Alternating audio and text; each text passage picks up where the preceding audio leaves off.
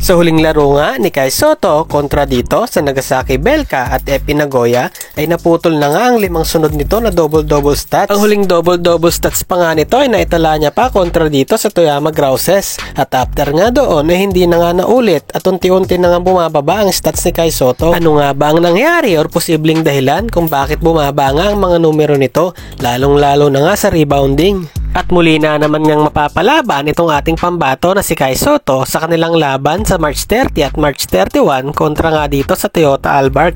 Dahil nga dito sa dalawang sentro na mas pisikal nga kumpara dito sa mga huling nakalaban niya. At yan nga ang ating pag-uusapan sa video nating ito. Malaki nga ang binaba ng mga numero nitong si Kai Sotto sa kanyang huling laban kontra nga dito sa Nagasaki Belka at Epi Nagoya.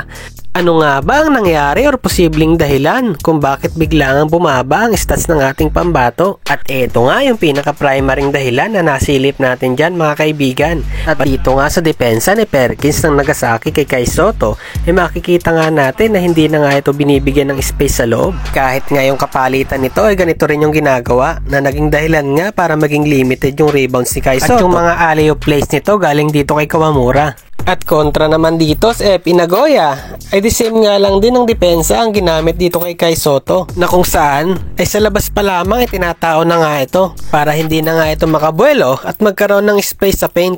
At yan nga ang pangunahing dahilan kung bakit biglang bumaba ang mga numero nitong si Kai Sotto, lalong-lalo na nga sa rebounding. At napansin nga natin dyan na kailangan pa rin talagang magpalakas ni Kai Sotto at nakita nga natin na kulang pa nga rin. Pero nakita naman natin na nakikipaglaban talaga ito sa banggaan. Binibigay niya naman niya yung best niya, ngunit talagang malakas at madiskarte yung mga kabantayan niya. At sana nga ay sa susunod nilang mga laban ay magkaroon nga ng adjustment itong head coach ng Yokohama at bigyan nga ng ibang plays itong si Kai Sotto at hindi puro alley-oop pass. At syempre ay kailangan din namang mag-step up nitong si Kai Sotto at mas sipagan pa para nga maibalik yung ganda ng nilalaro nito. At Kai Sotto mapapalaban nga na naman sa kanilang susunod na laban sa March 30 at March 31 dahil dalawang European national players nga na naman ang makakatapat nito at mas pisikal nga ito kumpara sa mga nakaraang nakatapatang sentro nito. Una na nga dyan, itong si Arturas Gudaitis na isang Lithuanian national player na isang ex-NBA player nga din. Ito ay na-drop sa Philadelphia 76ers taong 2015 at ang height nito ay 6'10". Isang physical player na may tira rin sa labas kaya magpapahirap nga rin ito kay Kai Sotto.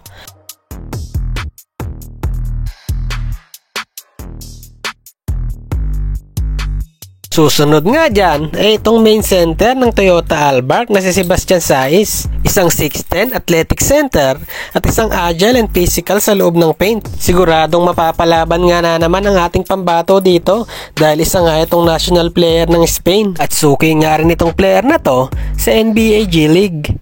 Kaya kaabang-abang nga na naman ang susunod na laban itong si Kai Sotto. Sana naman ay may adjustments na itong head coach ng Yokohama, lalong-lalo na nga dito sa ating pambato. At etong at panoorin natin ang highlights itong sentro na makakatapatan ni Kai Sotto.